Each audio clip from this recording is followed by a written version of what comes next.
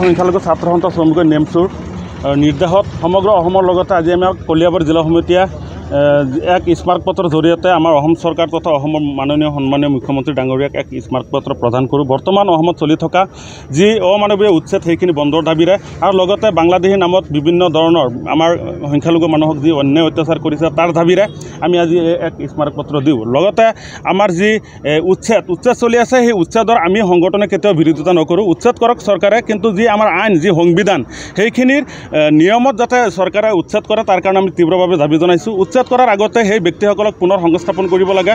খোৱা বোৱা থকাৰ যি মৌলিক অধিকাৰ সেইখিনি ব্যৱস্থা কৰিবলৈ চৰকাৰে উচ্ছেদ কৰক।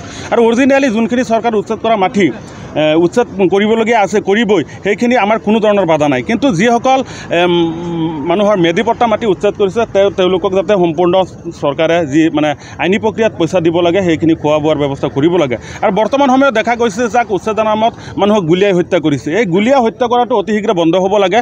আজি চাওক বছৰ বছৰ ধৰি আপোনালোকৰ এটা জেগাত আপোনাৰ হাজাৰ পৰিয়াল বসবাস কৰাৰ পাছত সেই মাটিখিনি যাতে নেকি চৰকাৰীকৰণ হয় বা চৰকাৰৰ প্ৰয়োজন হয়, সেইটো আপোনাৰ যোনটো ছিষ্টেম সেই ছিষ্টেমত উচ্ছেদ কৰিবৰ কাৰণে আমি তীব্ৰভাৱে সংগঠনৰ ফালৰ পৰা দাবী জনাইছোঁ। লগতে অসম চৰকাৰক পুনৰাই মই দাবী জনাইছোঁ যি গুলীয়াই হত্যা কৰাৰ যি বৰ্তমান আৰম্ভ হৈছে সেইখিনি অতি শীঘ্ৰে বন্ধ হ'ব লাগে। আজি আমি স্মাৰকপত্ৰৰ জৰিয়তে চৰকাৰক আমি অৱগত কৰাইছোঁ।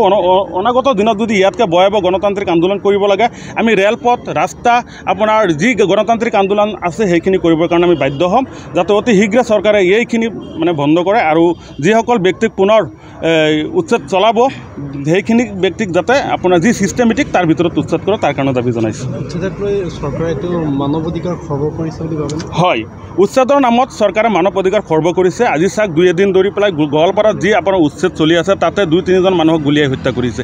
এইখিনি কিন্তু চৰকাৰৰ কোনো নিয়ম নহয়। চৰকাৰে উচ্ছেদ কৰাৰ ক্ষেত্ৰত ব্যৰ্থ হৈছে। আজি চৰকাৰে যদি উচ্ছেদ কৰিবলগীয়া হয় মানুহক মাৰি পেলাই উচ্ছেদ কৰিব লাগিব নেকি? আমি চৰকাৰক তীব্ৰভাৱে গৰিহণা জনাইছোঁ আৰু ধিক্কাৰ জনাইছোঁ। যি গুলীৰ ৰাজত্ব চলিছে সেইখিনি অতি শীঘ্ৰে বন্ধ হ'ব লাগে। চৰকাৰে গুলীয়াই কিন্তু কেতিয়াও সমস্যা সমাধান কৰিব নোৱাৰে। আজি এইখন ভাৰতবৰ্ষত বিশেষকৈ আমাৰ অসমৰ কথাটো 1971 চনৰ আগৰ হোৱা যিমান মানুহ আছে সকলোৱে বৈধ নাগৰিক হয়। 1971 চনৰ 25 মাৰ্চৰ পাছত হোৱা যিমান মানুহ আছে আমি চৰকাৰক সহায় কৰিম। আপোনালোকে যদি অৰিজিনেলি ইহঁতক বহিষ্কাৰ কৰিব বিচাৰে এজনকৈ বিচাৰি আপোনালোকে বহিষ্কাৰ কৰক, আমি কিন্তু আপোনাক সম্পূৰ্ণভাৱে সমৰ্থন জনাম।